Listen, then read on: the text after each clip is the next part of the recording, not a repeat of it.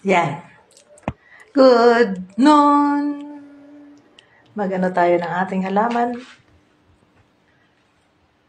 Nag-arrange. Yan.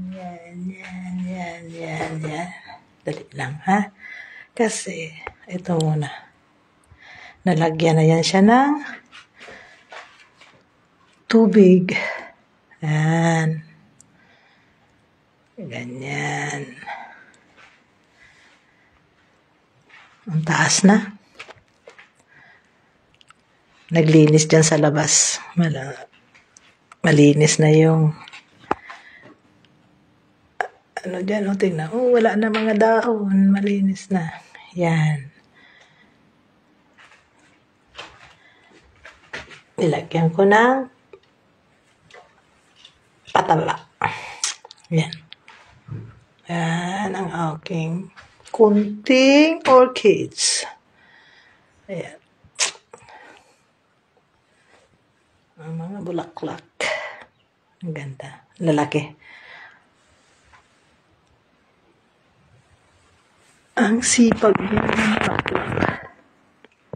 Ayan. Ito. Parang mamamatay na yan siya dati. Nabuhay ulit. Binili ko yan. Magkano? Ano na lang siya? 6 euro. Kasi mamamatay na siya. So, inano nila, sale. Ganon. Yan. Ito, bigay ni ate. Ang dilaw, ganon din. Bigay ni ate yan. So, ito. Ang yan.